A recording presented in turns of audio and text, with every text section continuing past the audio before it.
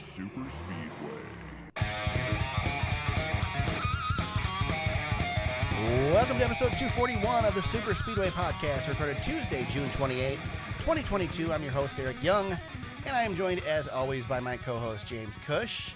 James, does it feel like it's been 2 weeks since we've done this? Yes. I forgot so many things that have happened in the last 2 weeks. I know. I am coming in here. I'm stumbling in, like I've had too many drinks at the bar. I'm just wandering. So we're gonna see how this goes tonight because we were in a groove and we got derailed. So well, we've never been particularly professional. It's never been a really high quality broadcast, so we'll see. I mean, I think we're doing better than Fox. Wow. So, Wow. I mean, I guess we're remote too. So, True. You know, we're not in the studio in Charlotte. We're that's a reference from seems like a forever ago. Yeah, right. Well, or the past 2 weekends with the truck series, but I was kind of wishing we had a podcast last week, James, because I mean, we'll talk about it tonight, but I'm not going to have the same passion for how angry I was. Oh, you had some time to cool off. Oh my God, I have never been, and again, I don't want to get into it now. We'll get into it as we get to it, but I have never been as angry watching a broadcast of a NASCAR race as I was watching the Truck Series race from Knoxville. Never have I been that angry. Oh man, I really feel like I missed it. Well, you didn't because... Well, I mean, I get the inside. Well, I get Eric Unfiltered via message. You do get Unfiltered, and you also got to see... you follow me on Twitter, so you saw the tweets, and I was very, very reserved on Twitter. Reserved on Twitter. Yes, you usually can keep it PC for the most part. And I felt bad because I really didn't want to criticize the broadcast because I was really excited about Jamie Little getting the lead role. But it wasn't her fault, you know? It just wasn't. She's good at what she does. Yeah. We can say that. Yeah. So, oh man, Eric, I tell you, you know what's funny too is we hardly communicated during the off week, which was, I mean, we have our messaging that we do from time to time, but I feel like we were kind of goofing around for the most part. I didn't even didn't really check in. So, but man, I'm glad to know that you're okay. Right, you're gonna make it. We're gonna get through this episode, and we'll get back into it. Fortunately, in addition to the truck series, we also have SRX, which is a bright spot. Oh boy! And last weekend was a bright spot there too. So we'll get into that coming up too. We got a lot of stuff to get through. We're gonna have a lot of stuff. It's gonna be. We're gonna have to rip through the Truck Xfinity Series stuff because I got a lot to say. Well, that's okay because nothing really happened. So good. Okay, nice and easy. We're on the same page. Yeah. Let's kick things off though. First, we'll talk the Cup Series because that's really why we're here. The LI 400. The second Cup Series race at Nashville Super Speedway. And old Chase Elliott gets her done thanks to a rain shower and a delay that ended the race under the lights and cooler conditions, and he came from nowhere to suddenly lead 42 laps and win the race. Chase Elliott, Concrete Chase. Yeah. We haven't had a... He's won 2 concrete races, right? 2 in a row. I mean, for freak's sakes, come on. We already gave him the road course title, and he hasn't even been winning road course races. Now, Eric, when you've been labeled the Golden Boy, you get all the nicknames. James, I'm tired today, so I'm going to be irritated at everything, and I'm irritated. Thank you for bringing that up. I am irritated over the Concrete Chase nickname. I feel like you this week. Oh man, well maybe I need to take your role and you take mine because you're definitely ornery. I can sense it through the microphone. But hey, man. Chase Elliott got the dub. Yeah. And basically Toyota just said, we don't want this one. Yeah, no kidding, right? Basically my interpretation of this race. Dude, why in the world, when you're going to have 4 laps left, you're going to have less than 5 laps left, when tires haven't mattered all day, why would you pit? You took the race. Eric, what do I always say in these situations? You took the race out of the driver's hands. Yeah. You never want to take the race out of the driver's hands. You got Kyle Busch and Martin Truex Jr. up front. Like, why would you? And Denny Hamlin. Yeah. Well, Martin Truex Jr. was his fault, from my understanding. You're right. Yeah. That was actually not taking it out of his hands. He pretty much did that one on his own. That's true. He was too busy thinking about all the words he was going to put in his press release. Yeah. No kidding. Yeah.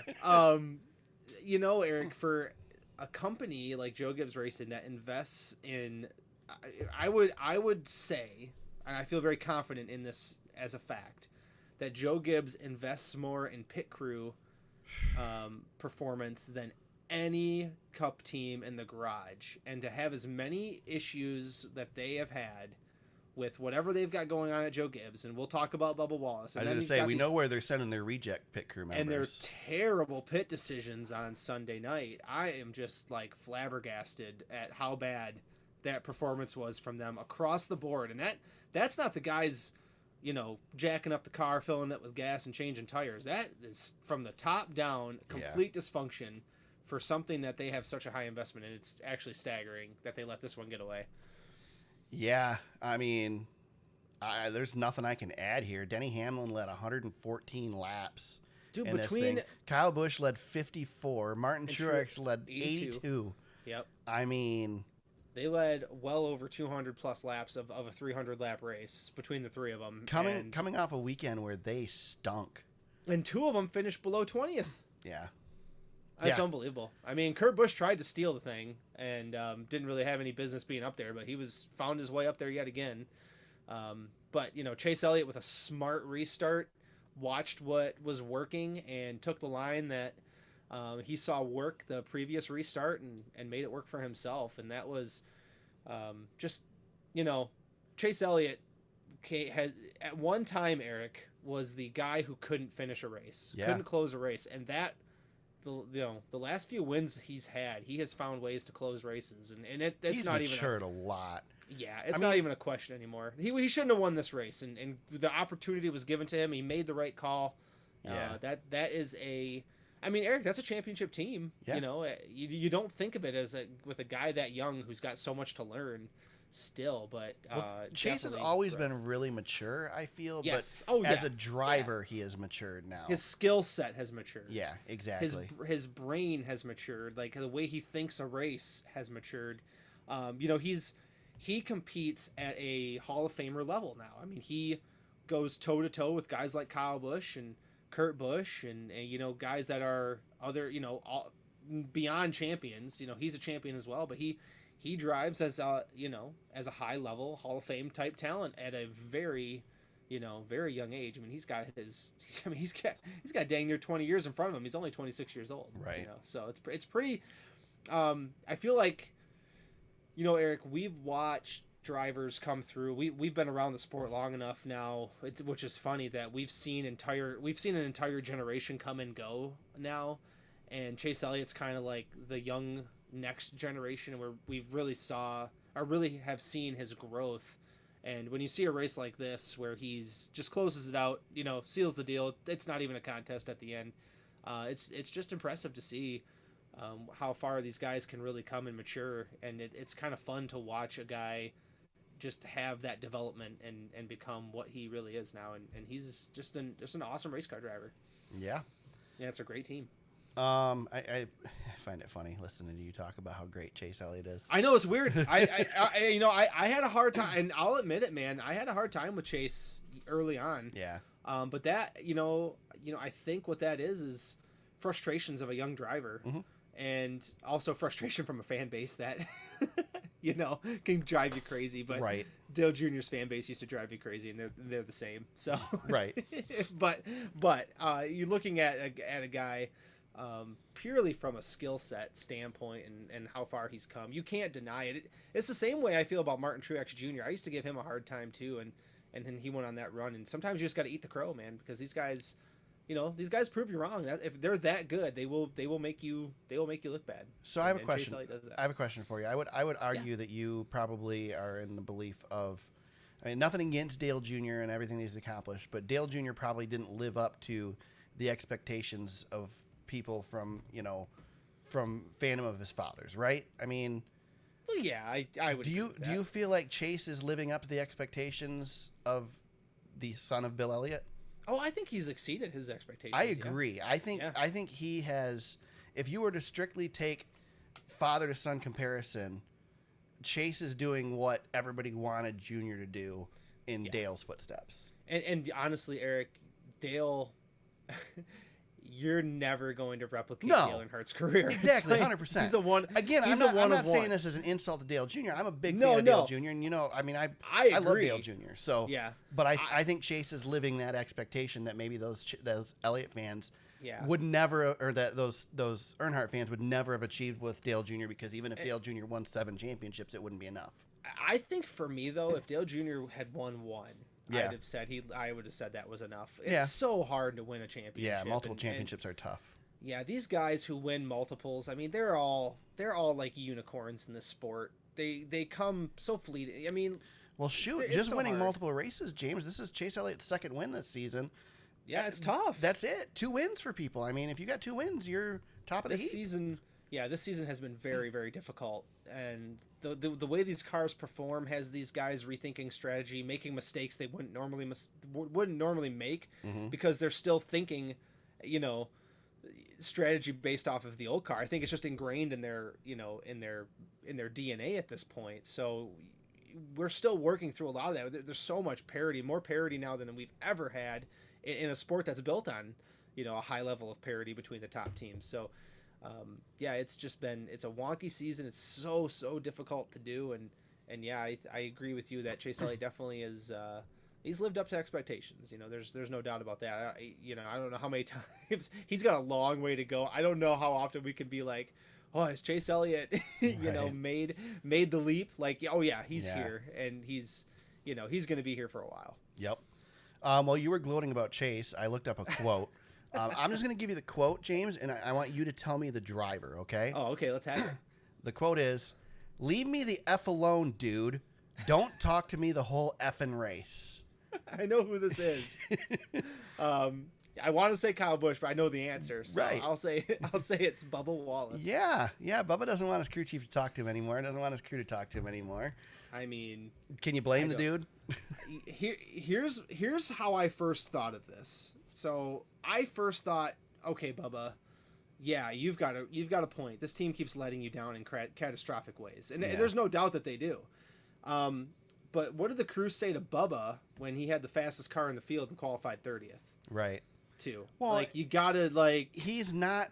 This is just like Harvick ripping on his crew back in the day. This is not making things better. Yeah, I mean, heck, Harvick ripped at his crew after Sonoma. He hasn't stopped doing that. That's true.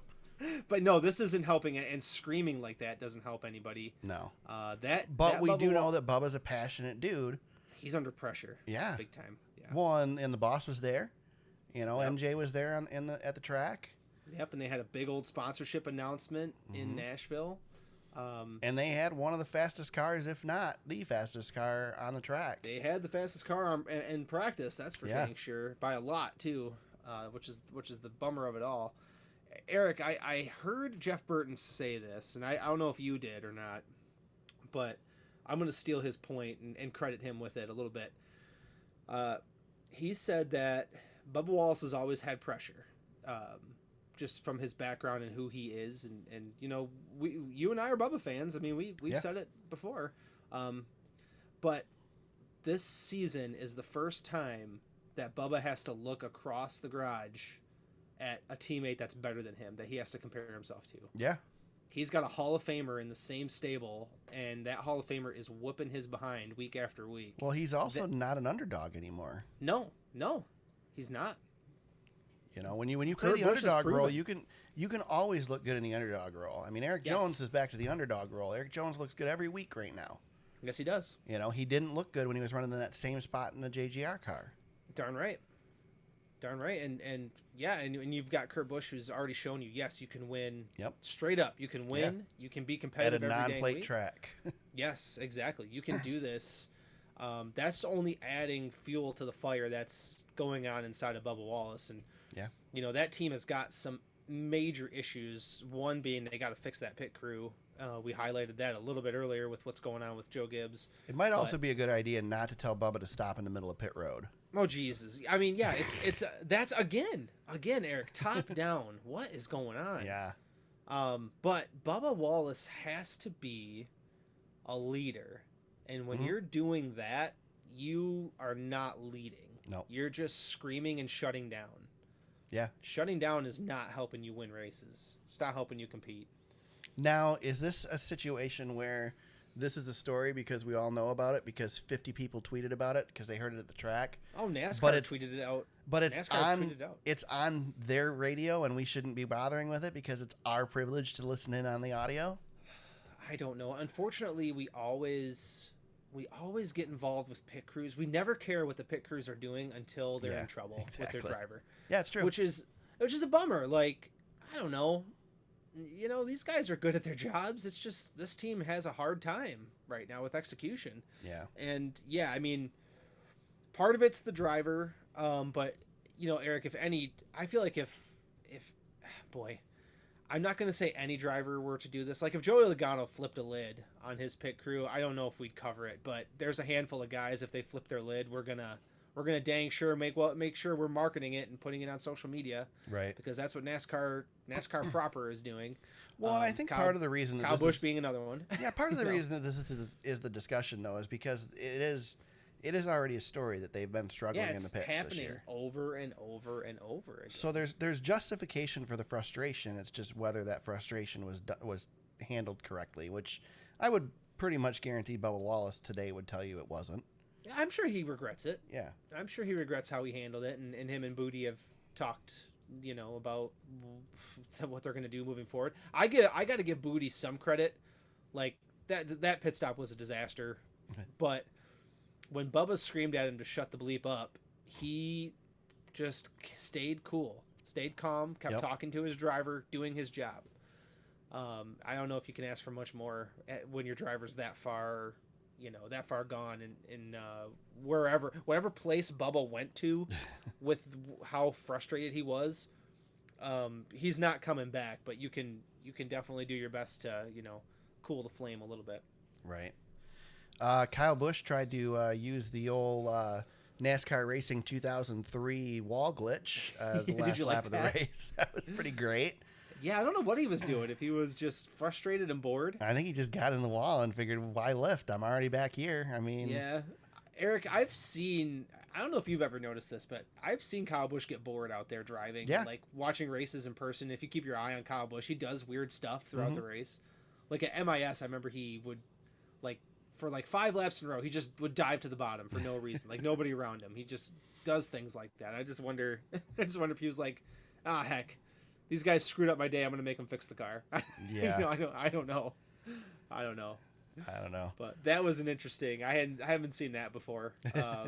Not like that. Well, when the car's out of the. When Carl the car's Edwards tried it once, and he was Kyle at least trying tried to. It, but yeah. Yeah, he was trying to. Those guys were trying to win a race. Kyle was just coasting around the track. I don't know. That was interesting. This race, man. This race was just from the get go. This race had trouble all written all over it. Yeah. The 5 o'clock start time. Oh, I wasn't even gonna bitch about the start time this week. Oh, you know what? Let me go for just a second. I mean, I heard Nate Ryan say today, for whatever reason, NBC can't seem to have any luck when they have their first race of the season. I'm like, well, Nate, I wonder why. Yeah. Because you guys could have had the whole race completed by 4 o'clock, and nope, we're gonna hold on until 5 to start. You know what I found really interesting about this race, James, is unlike any time that I can remember in the past, there was a lot of discussion on Twitter during the rain delay about NBC deciding when to postpone till the next day. In the past, we've always talked about NASCAR, but all the journalists were talking about NBC making that decision.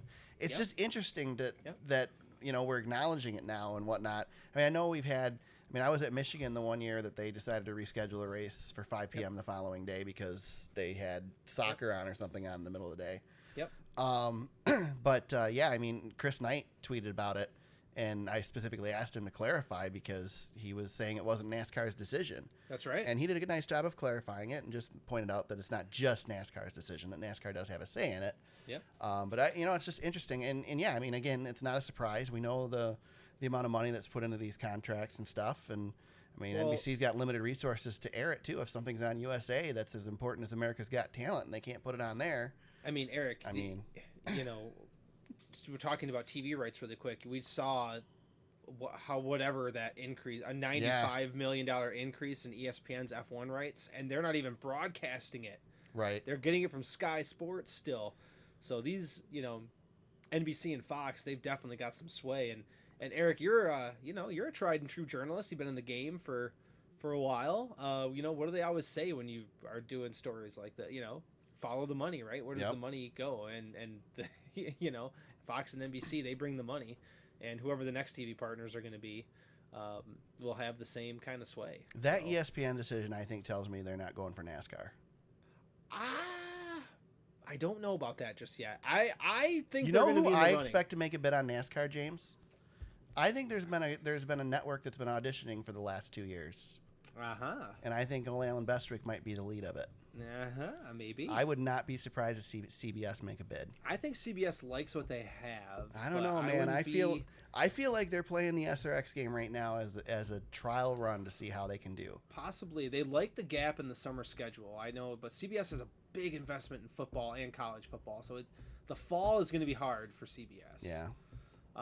Whereas I could see ESPN getting involved and then using ESPN has everything. I know, and if they had NASCAR to bolster up their ESPN Plus product, I wouldn't. But can you imagine how cluttered the lineup's going to be on ESPN? Oh my God, they have everything. Yeah. I mean, but there's a reason maybe Fox that's the reason doesn't they're doing it too. So right, and there's a reason Fox doesn't get involved with NASCAR in the fall. That's right. Football season. So right. Yeah, you got to find a TV partner that. Well, I don't know how we got in that conversation. No, I don't know. Yeah, I can't imagine Fox going anywhere either. But it's something the way that they're treating things, I feel like they're not in the game anymore. But I can't imagine Fox leaving. They've been with NASCAR. No, since I think the Fox beginning. I think Fox is happy with the springtime run, and I think they'll try to keep that. But I don't see them doing anything else. But this is right. This is divulging great for a podcast that we have a lot to go over. Eric, I am insanely fascinated by sports media rights. I can't help it. It's a nerd thing. Anyway, well, I'm pretty fascinated by the Formula One stuff, and you brought it up. You started it. I'm fascinated with the Formula One stuff because with that increase, I understand the value, but I don't think it's that valuable yet. I don't know. Yeah, I don't know. I mean, they've got especially when you can't even put commercials on during it. Yeah, and they've got the young demographic, which I mean, what is ESPN? What are they making from it? I don't know. They're paying $95 million or whatever for commercial-free television. How are they making money? I mean, I know they do put. I think they put some of the practices on ESPN Plus, don't they? Yeah, they do. Yeah. But I mean, are people really subscribing to ESPN Plus in droves to make $95 million worth paying for Formula One? I don't know how the business model works quite yet, but ESPN does not make an investment to not make. No, I'm with you. I'm fascinated by it too. I think it's a prestige buy for them, honestly. Maybe. I don't know. Yeah. Wow. Huh. Anyway, before we leave, we're back, guys. Yeah. We took a week off. Here we are. Before we leave the cup race, the content you were missing right here. I want to discuss the final no caution call. Oh, geez, yeah. Brad Keselowski wrecks coming off of turn 4. Caution is not thrown as he's off-roading down the backstretch through the grass with very little control to his car. The race is allowed to play out and finish with Chase Elliott taking the win. NASCAR said earlier this week that they have changed their procedure for calling cautions, and there's now more of a discussion prior to throwing a yellow, which I think is the perfect thing to do when somebody's life may be in danger spinning down the track. Let's have a chat about whether we should throw the caution or not. Well, what have we always said, Eric? Cautions aren't about safety. Yeah, Door Bumper Clear commented on it, which, big surprise. But that's what we got a race director for. Why can't the race director just make the call? I think NASCAR is worrying too much about fan opinion on these things and going back and forth because they're getting some criticism, and they're going to get criticism no matter what they do. Yeah.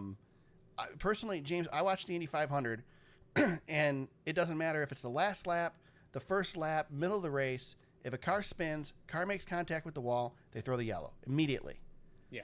Why can't we let's just be, I think all that people want is consistency here. Yeah. They don't care about NASCAR throwing the caution too quick or too late. They just want it to be the same every time. Yes. And I just don't get that. This should have been a caution. Yeah, NASCAR said, well, he did get down like we said he should. And I'm like, well, this is the first time I've heard that. Yeah. You guys haven't said that one before. Yeah. That was an interesting nugget. So I don't know. Let's just throw the freaking caution. If car hits the wall, car spins out, let's throw the caution. We now make drivers go to the infield care center, regardless of how hard they hit the wall when they hit the wall. Yeah. Let's throw the caution when they hit the wall too. You know. Yeah. I don't know. I mean, yes. It probably would it have changed the end of the race? No, probably not. I didn't really want a green-white checker. I kind of wanted the race to finish because I wanted to go to bed. James. Eric, you don't. Wow, you were like you sound like you really are turning into me tonight. Well, it was Holy Sunday night, crap. and I had to be to work early in the morning. You know. That is the most James thing you've ever said. Right? I wanted to go to bed. Yeah, except I stayed up and watched it. I didn't watch it on YouTube the next day. Yeah, I gave up. Eric, listen, man. You've got kids. I don't know how you do it, but I need to get down by a certain time, or it's hellish. Mine are 10. They kind of do their own thing.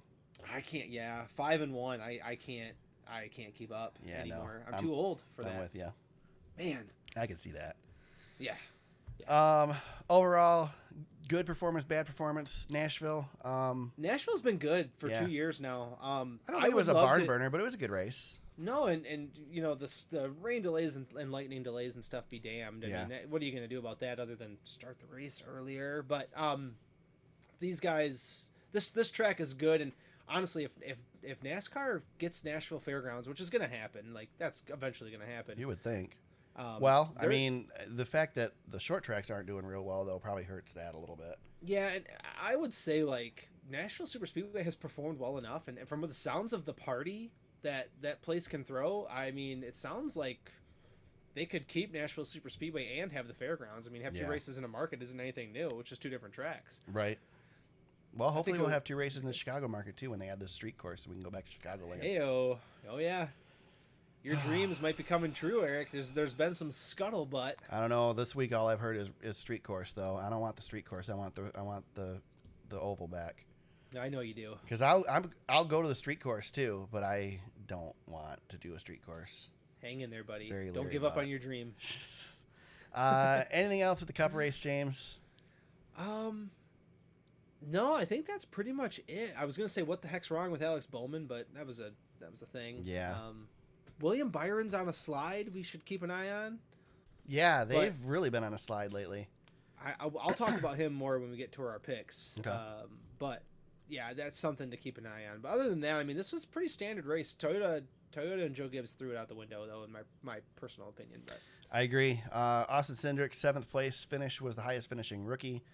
Chase Elliott is your points leader by 30 points over Ross Chastain. Yeah, he's starting to gap him out a little bit. Yes. Truck Series was in action at Nashville as well. I put in the notes, Ryan Preece wishes we raced at Nashville 10 times a year. He wins his 2nd race in a row at Nashville Superspeedway. Haley Deegan got dumped with a good run. Got wrecked going into turn 1 on a restart. I don't know. Anything else to talk about with the truck race, James? Carson Hocevar is doing his best Brad Keselowski impression right now. Yeah. Where he's got a busted leg and he's driving the wheels off that car or that truck right now. Really performing really at a high level. That finish to that race was unbelievably good. Yeah. Zane Smith gave it everything he had. He threw that truck sideways and every which way trying to get to Preece. I mean, that was good. That was good racing. These truck races are always good. Yeah. They're always good or they're a cluster. You get one of the two. You give them a thin racetrack like Nashville is, and they can really go. It's good stuff. Yeah. Let's see here. Dean Thompson was our highest finishing rookie in this one. 14th place, James. Yeah. Matt DiBenedetto had a rant.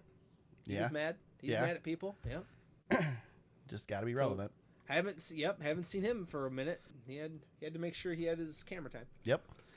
Zane Smith is your points leader in Truck Series, 21 points over John Hunter Nemechek. Woof. Xfinity Series also in action at Nashville.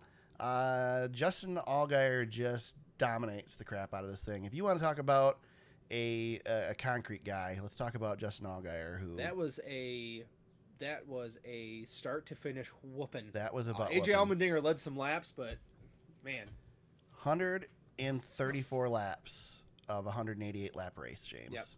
Yep. Only other driver in double digits is AJ with 48. Eric, our guy Trevor Bayne creeping up the leaderboard here. He got a 2nd place finish. Yeah. Could he get one before the season's over? I want to see Trevor. So they talked a little bit about Trevor in this race, and I liked.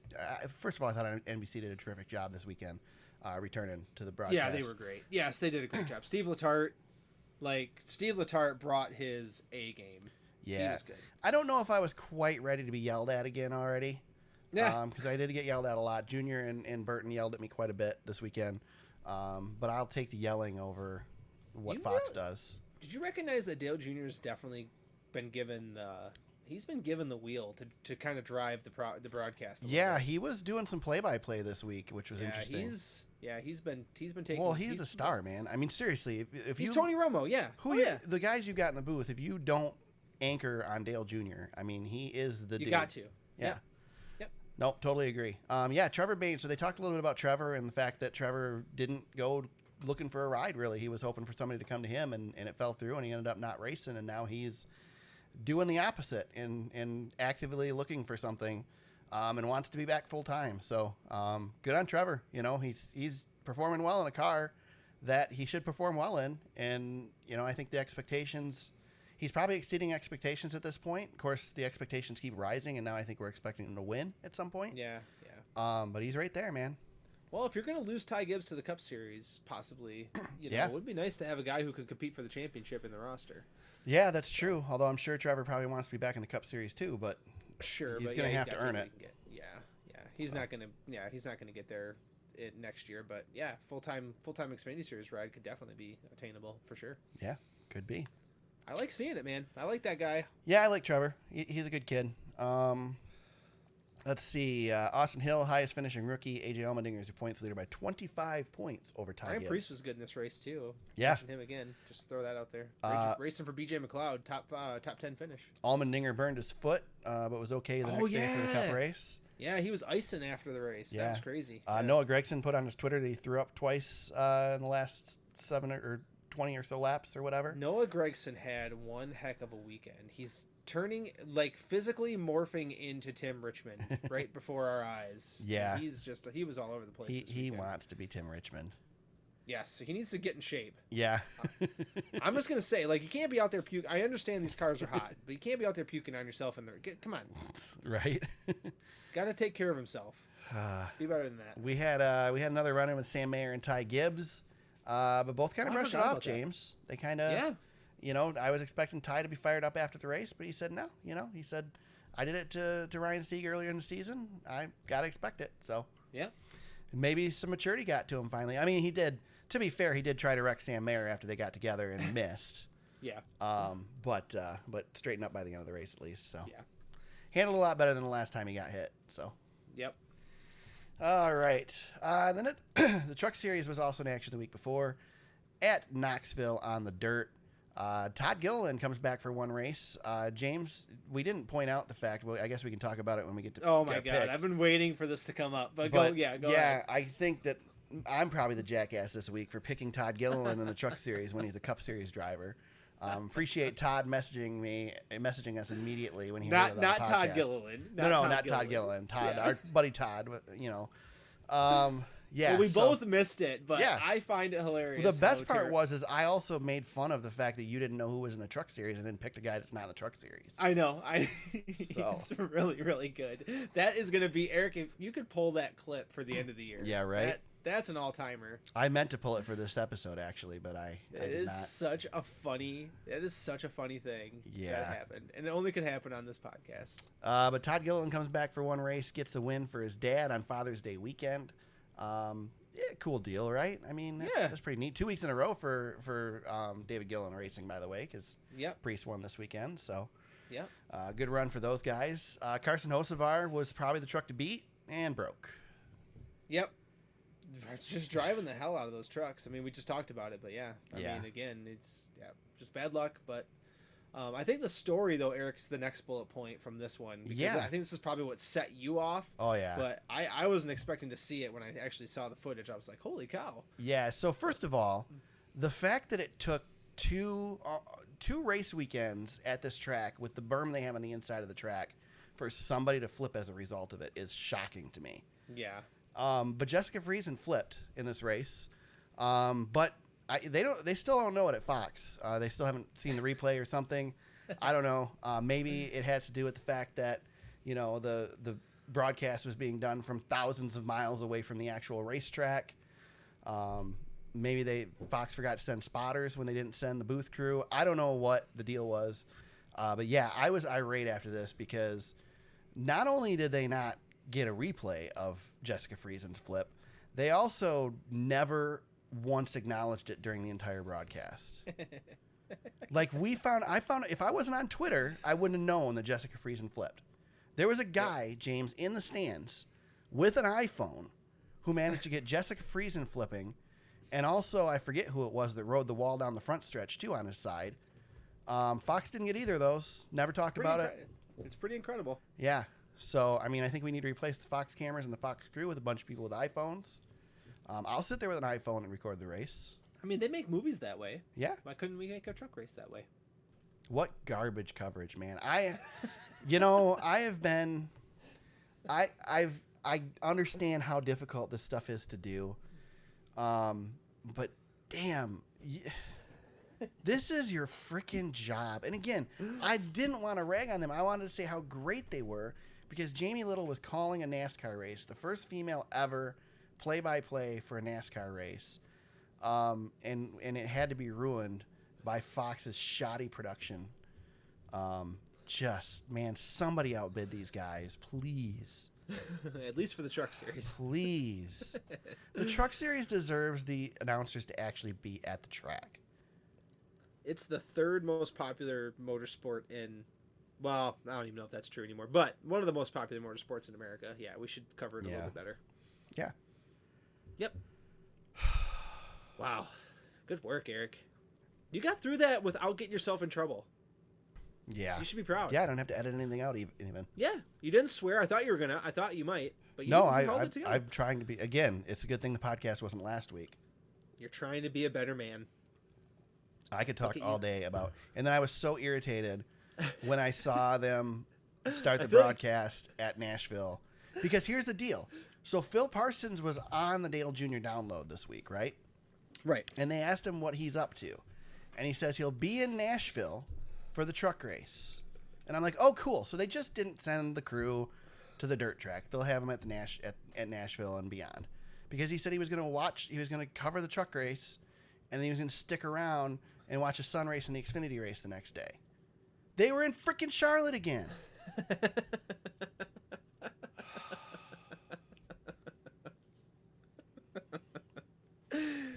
To give people a peek behind the curtain, sometimes I like to kind of lead Eric to the trough of getting himself riled up, and I think we got there. I think we got there today. Yeah. Shut it down, man. We've done this stuff before with like pre-recorded races and things like that. And TNN used to do this back in the day and all that stuff. But this is a live race. I don't know. And probably nobody noticed except me. Gas is expensive, Eric. It's hard to drive that far. It's so annoying. Anyway.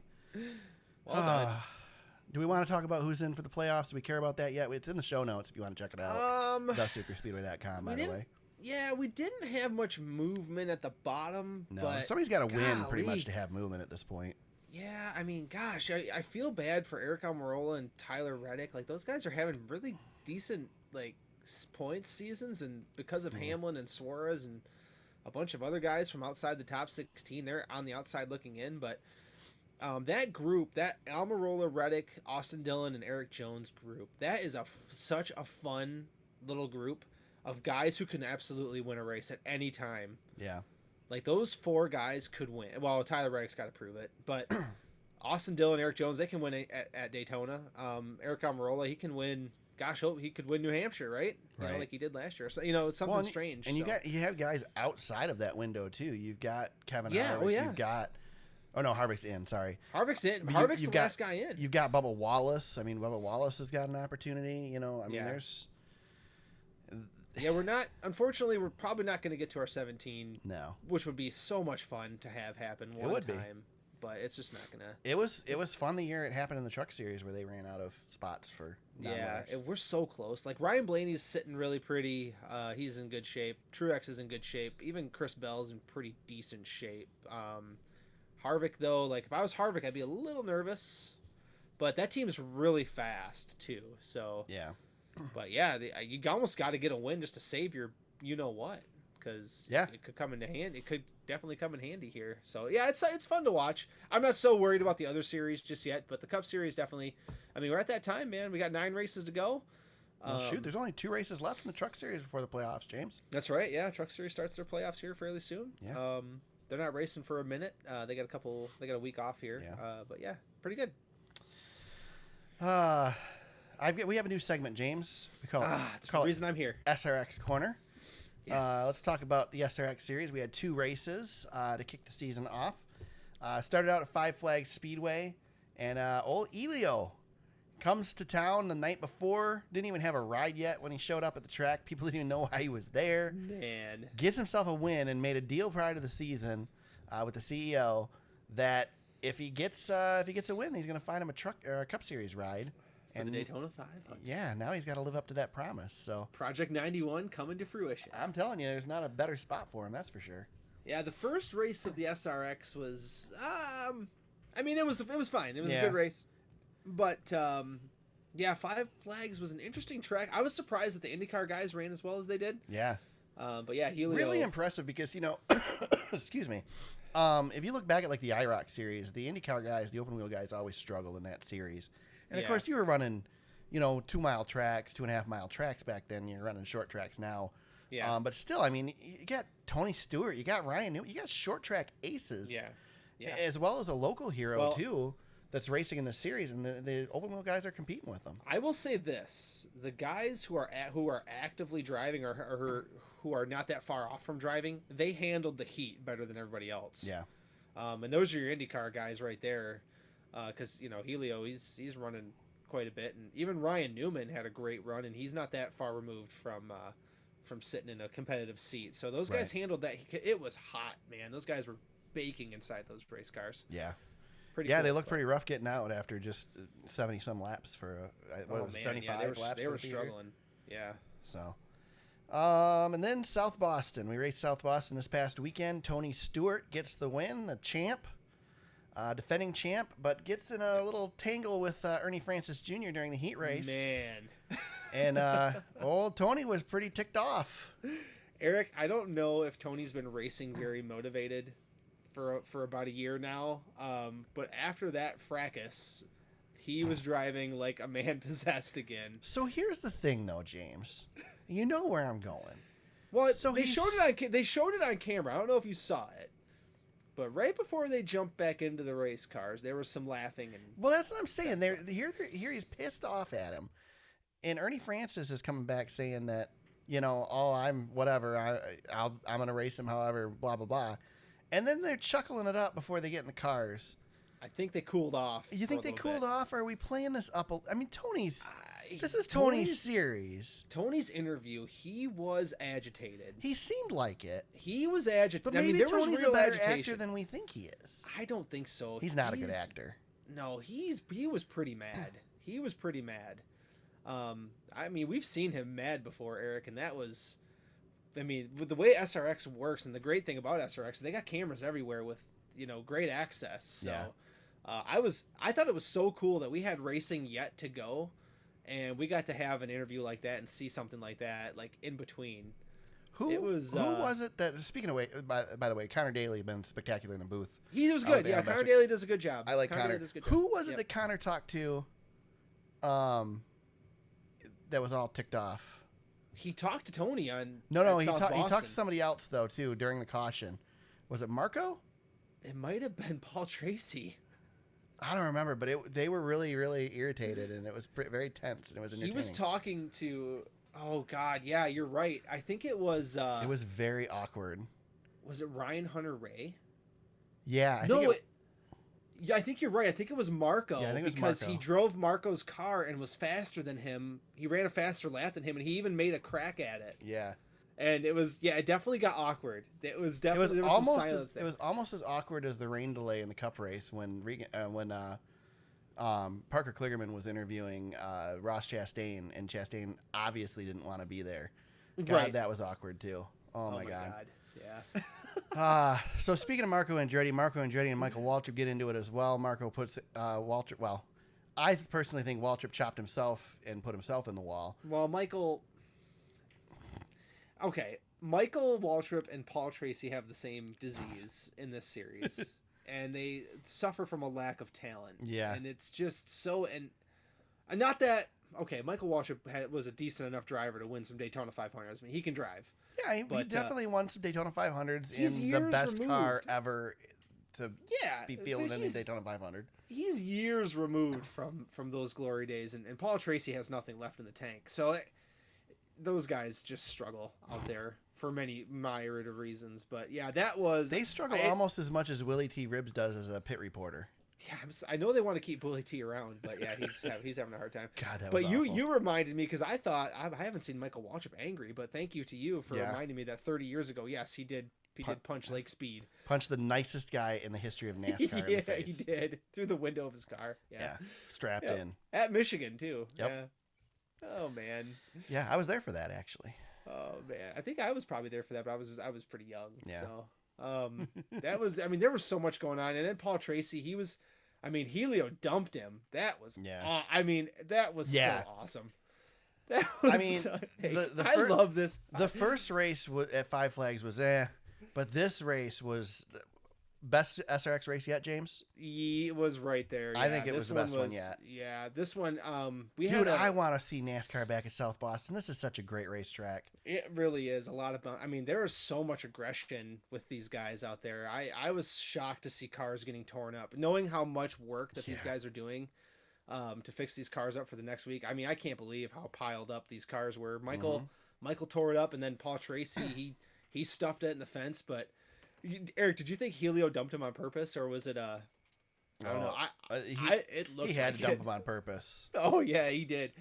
Paul Tracy was holding everybody up. Let's be honest. Yeah. But you know what? Paul Tracy's good for the show.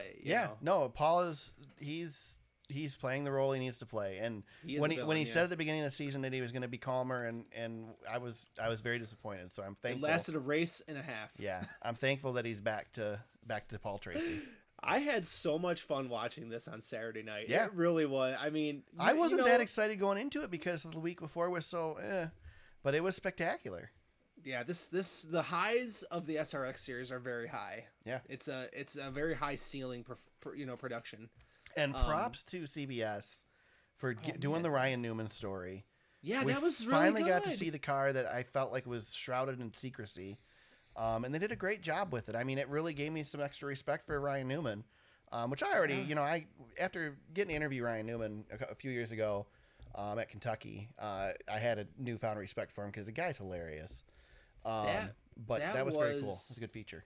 That was as enlightening of a feature on anything NASCAR related that we've seen in quite a bit. We don't get insight, and that car has been tucked away for 2.5 years. Yep. And we haven't seen nothing from that race car. Yeah. That moment in NASCAR history will live with me forever because I thought we lost him. So did I. I thought we lost him. That car, it's amazing we didn't. That was such a cool feature. CBS has done such a great job with this. Yeah. You get great features, great racing. That's why I think they're auditioning, man. They're pulling out all the stops. Dude, Eric, and it's in a tight 2-hour window. You're getting in at 8 and you're out at 10. Well, the other thing that I really respect, James, is we're going to these short tracks that a lot of people, if you're not diehard fans, probably don't know about. Oh, breathing life into them. And they do this great feature about each track every week too. It's so good. Yeah, they've got a nice formula down. You get the track feature, you get a driver feature, you get a couple other little nuggets in there, and then you've got that intermission with some, Tony Stewart grabbing people behind the by the collar. It's I feel like the intermission's a little long for me, but it's a little long. This week was good. This week there was plenty to fill it, but I still skip some of it. I watch it delayed usually. So. Yeah, but you get it gives you a chance to, I don't know, racing can be a lot of fun when guys are putting their hands on people. Yeah. It can be, and people are mad. I mean, gosh, can you believe that's short track racing. We're having this much fun with a 12-car field. Oh my God, yeah, it's a lot. I mean, it really is a lot of fun. It's just fun to watch something, and it's all for the show. Yeah, there's no. I mean, yeah, there's a points, there's a champion at the end, but this is a television show, and it's so well done. Yep, I agree. I mean, you could put this. I mean, I know CBS does a great job, but you could take this. Like, can you imagine if this was like a Netflix type of thing? I mean, it'd take off. I think it'd be really popular. But yeah, for sure. Done a good job so far. We had the Stafford Motor Speedway this weekend, which is great. It's a cool first SRX return visit. We kicked off the series at Stafford last year. Yep. With Mr. Justin Marks. Yeah. Driving. We were excited about Stafford last year after the race, so I'm expecting good things this week. Yeah, I think it'll be a good show. I think it'll be a really good show. Yeah. Let's talk some news, James. Back to NASCAR. Ricky Stenhouse Jr. re-ups with JTG Doherty Racing, and I said it without screwing it up. Probably the first time ever. Multi-year agreement. Don't really know the details, but Stenhouse will be there for a while. Good deal for good for Ricky. Good for JTG. Good deal all around. So yeah, it was. Seems to be a good fit for those guys. I mean, I don't really see Ricky going up from that point, and he's been able to run well in that car that maybe probably outperformed what you'd expect out of that car. And he doesn't tear stuff up as much as he used to. No, you're right. The Ricky Stenhouse is gone. Yeah. And he's affordable. He's an affordable driver. He's affordable, and I think the reduction to one team this year really helped them out, which is surprising because that isn't usually the case. But I think it's helped them, and Ricky said that in interviews in the past too. So yeah, good deal. Speaking of people back, we have arguably the best press release ever released in the history of NASCAR, James. Yeah. I'm pretty excited about this one. So I just want to pull it up here. I'm going to pull it up so I can read it. Are you going to read the whole thing? It's going to take forever. Yeah, I'm actually going to read the whole thing because... Oh, man. So it starts out with, the following statement was released today by Martin Truex Jr. through his race team owner, Joe Gibbs, owner and founder of Joe Gibbs Racing, located in Huntsville, North Carolina, in response to questions about his future career plans. Quote, "I'm coming back. Done." End quote. That is awesome. Yeah, good work by Martin. I love it. That's so great. That's like the Wolf of Wall Street when Leo DiCaprio's into the microphone. He just whispers, "I'm not leaving." Like it's exactly like he's not leaving.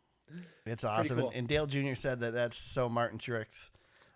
So perfect, fits his personality. Glad to see Truex back at least another year. I wasn't ready to see him go yet. Yep. So sad news. We lost Bruton Smith, pioneer in NASCAR racing. Somebody who's really done a lot for NASCAR and beyond. I mean, IndyCar, everything.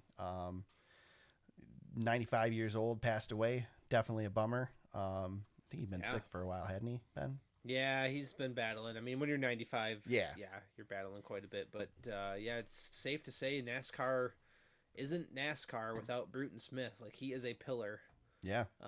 In the sport because of Speedway Motorsports that he basically ran. He built Charlotte Motor Speedway, and off they went, man. Yeah. Half responsible for what NASCAR became, I mean, you've got the portfolio underneath him includes Bristol Motor Speedway, which at one time was the hottest ticket in all of. I mean, heck, I'll say it. It was the hottest ticket in sports. Yeah. In the 90s, early 2000s, Bristol Night Race was a thing. So, pretty cool that we had someone like Bruton, and I remember him being a little more controversial, but I think those days were long past since he's. Wasn't it Bruton Smith that? Or was it Humpy Wheeler when I think it was NBC wouldn't call Charlotte Motor Speedway Lowe's Motor Speedway? Oh, and they hooked the tow trucks to the production trucks and said, if you don't start calling it, we're towing you out of here. Yeah, that would have been Bruton. Yeah. Humpy was involved though. I mean, those two were a powerful combo. Good stuff. Yeah, I mean those guys. I mean, gosh, without Bruton Smith, like I don't know if we get like Dale Earnhardt in NASCAR. Because of the lineage with Humpy and the connections and Dale Earnhardt making his debut at Charlotte. There's a lot like. We could spend a whole podcast episode talking about everything that Bruton means. Oh, yeah. We'd have to do a heck of a lot of research, but something we're not very good at. Yeah, but I mean, he was a powerful man. I mean, he's a I'm just looking through Wikipedia really quick to get a couple of snapshots, but he was named the oldest CEO of the Fortune 500 in 2012. So that's 10 years ago. Yeah, and he was still really powerful for a long time too. So props to SRX for running decals on their cars in remembrance. Everybody, yeah. NASCAR had them on the cars this weekend as well, but just cool that SRX did it. You know, they're outside of the NASCAR industry per se. Yeah. But cool for them to recognize them as well. So yeah, we gotta, we can't spend a whole lot of time on it because, it's so hard to talk about these things when legends pass away. But he was so important. It's worth, maybe saying thanks that we had. Being thankful that we had somebody, of Bruton stature that was interested in racing, and he could have ruined it too, James. He was, he was close to starting a rival series to NASCAR. That's right. So he was, I believe, had a role. Didn't he have a role in the IRL split too? Yeah, he was. It was his tracks that IRL raced on. So yeah, he was he was powerful and had sway. And the way we talked about TV networks earlier having all the sway. And, at one time it was guys like Bruton and Bill France that were, that had the big sway. And, man, tough loss. I mean, I know he hasn't been running things for a while, but he's got a good, Speedway Motorsports has a good foundation in place now with the decisions that they had, Marcus running things. And so, it'll be good for a long time. And that's thanks to Bruton. Here's one for you on Bruton Smith, James, before we move on. On October 2nd, 2007, Smith demanded that the Speedway, Charlotte Motor Speedway, and its surrounding land be unannexed from the city of Concord, or he would shut down the Speedway. And he was planning on rebuilding Charlotte somewhere else. I mean, and he could have done it. Yeah, he had the money to do it. He said he'd be able to finish such a project with $350 million in 11 months. Oh, my God. Oh man, I've been to Charlotte and seeing some of the stomping grounds of Bruton Smith, which it's still all that's still there. I mean that track's aged, but still a world class facility for what it is. So it's on my list. That's so funny, man. Gosh, he was a character.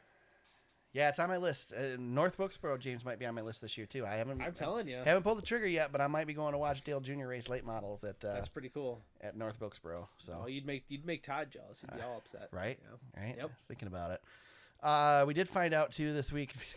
Speaking of sad news, Clint Boyer, what kept him from the Fox booth for the final race at Sonoma was involved in an incident where the car he was driving killed a woman.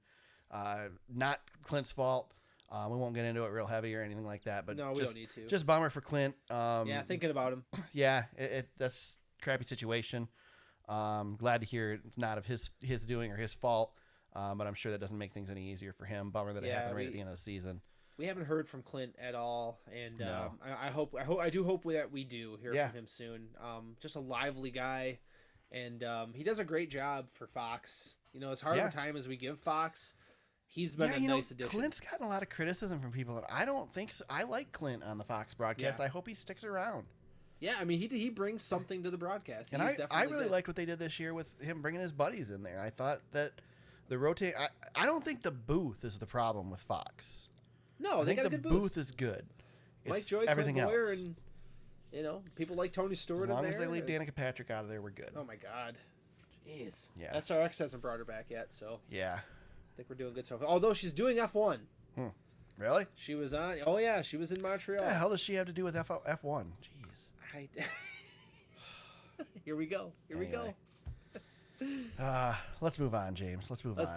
Let's do it. Picks. Despite the fact that I chose the wrong driver, a driver that wasn't in the right series, I did repick during the off week and picked Zane Smith as my choice, which is a bunch of crap. Which worked out good for me. Yeah, he did a lot better than James. You should have been saddled with 0 points. James has a legit argument as to his if I lose by inside of 30 points, I'm going to be upset. That's funny. So with that, I was still able to, I beat you right this week. Yes, you beat me this week. Yeah, yes. I had that a little bit further. Yeah, my Cup Series picks. So Eric, I have picks. I have 3 picks this year, of William Byron, Kyle Larson, and Martin Truex Jr. in 3 different races, tallying 5 total points. It just absolutely killed me. Those That's 3. rough. You don't even have. I don't even think you have a single digit. You have one Cup race that was Ryan a single Blaney. digits.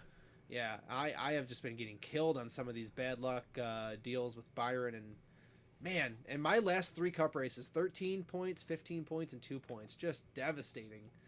So I took a hit after picking Justin Allgaier and dominating the Xfinity Series race. I was feeling good, but back to earth for me. So. Well, I'm going to take a couple swings this week, so you might have a shot to come back a little bit this week. Let's see it. Yeah. I'm not doing it just because of that, but I'm going to take a risk. Well, so, I get to pick first, which that's what I'm saying. You get to pick first. So, but I don't think you're going to pick any of my picks, so I think we're good. We go to Road America this weekend, James. Possibly the last time for the Cup Series. Maybe if rumors are correct. The Xfinity Series kicks things off with the Henry 180, and you get the first pick. Who's your pick for the Xfinity Series this weekend? Well, we're going road course racing in the Xfinity Series. There's only one choice to be made, and that is Mr. AJ Allmendinger. All right, I am going to go with a guy who did well here last year, and is going to be a surprising pick because I don't think we've ever picked him. And I'm going to go Riley Herbst as my pick for this one. That's a good one. Yeah, okay. All right. Mr. And then Riley Herbst. The Cup Series races the Quick Trip 250 on Sunday, 4th of July weekend. James, who's your pick for the Cup Series? Can I pick AJ again? Is he going to run this race? You can. You won't get any points. I know. Well, heck, we throw that rule out the window. Hey, right, yeah. I'm just kidding. Give me, I'll ride the hot hand here. Boy, I was looking, man, it's so hard because I always want to take, like, I don't know, like I look at guys who've run good like Buescher, McDowell, but I just feel like I got to take a solid pick here because I'm so far behind. Yeah. So I'm just going to take Chase Elliott. It's the safe pick. Call it chalk if you want. That's fine because it is. That's what it is. So All right. Well, I need the Cup Series points in a bad way. So you picked both drivers I expected you to pick. So yeah, I mean, thank you for being predictable. What am I supposed to do? I'm struggling. I'm on the struggle. Eric, have we not picked Chase Elliott all season? I feel like I picked Chase once. No, this is the first Chase Elliott pick either of us has had. That's funny. All season long. He wasn't great at the beginning of the season. He wasn't. He's got 2 wins now. Yeah. That's over. All right, I'm going to go out on a limb here, James. Let me see. I think this will be the first time he has been picked this season. Well, you can't take Ross. No, I can't take Ross. I don't believe we've picked him this season. Anyway, I'm going to go with a guy who ran really well at Sonoma on the road course. He's run well on the road courses before. I think he ran okay here last year. And I'm going to go with Kevin Harvick. Oh. Yeah, he has not been picked this year. Without a crappy pit call, he could have been the winner at Sonoma. That's true.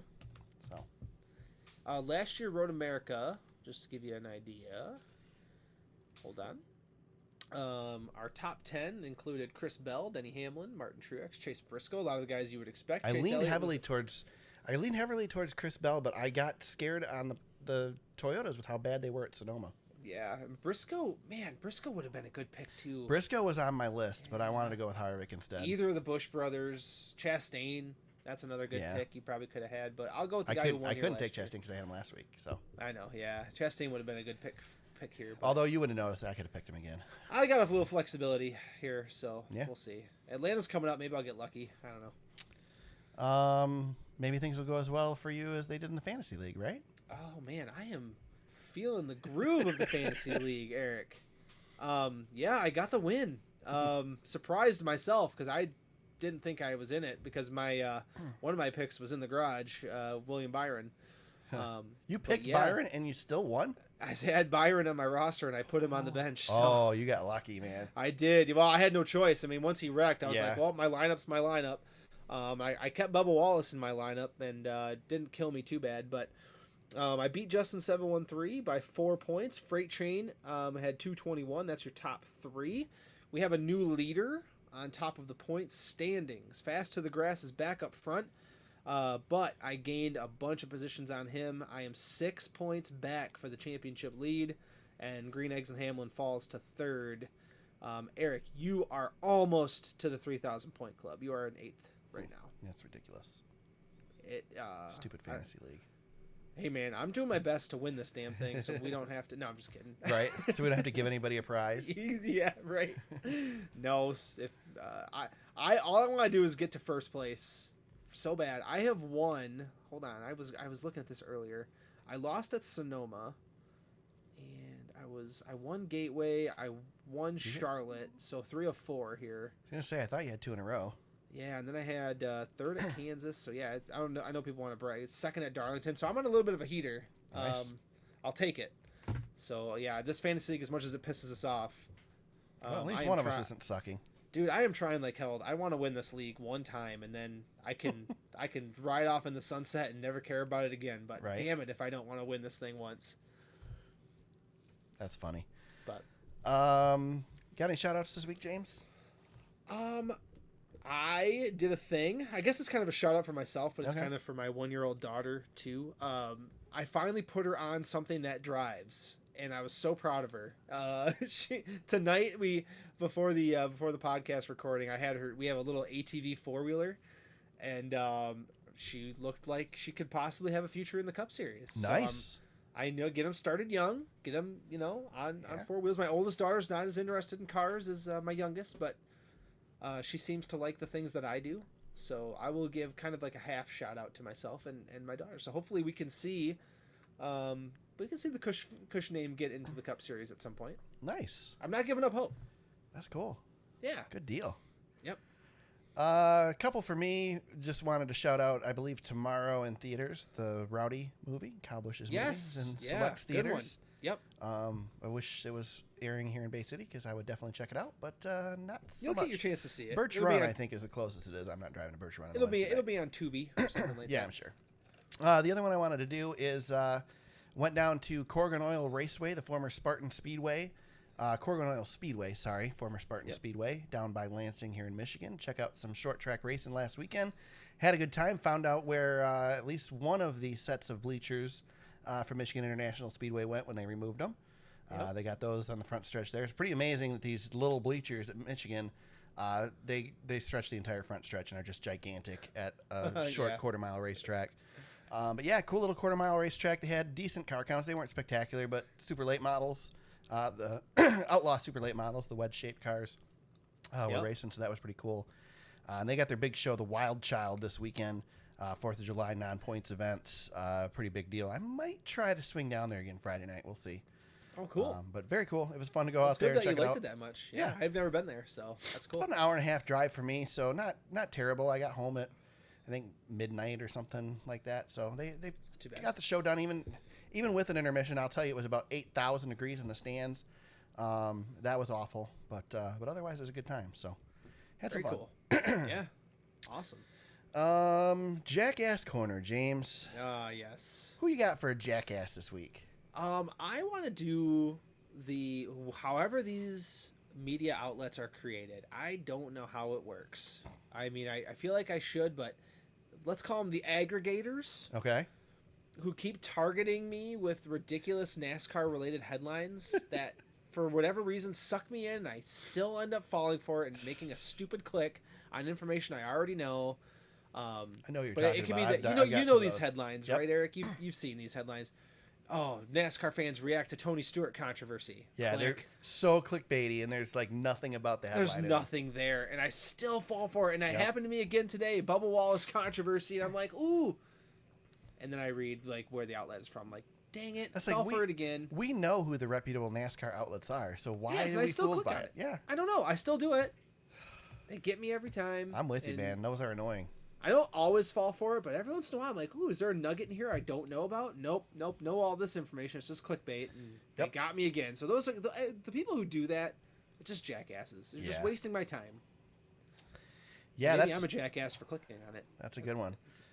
In addition to myself being a jackass for picking Todd Gilliland in the Truck Series, I have one. I wanted to call out James's best buddy, or my best buddy, Nick Bromberg.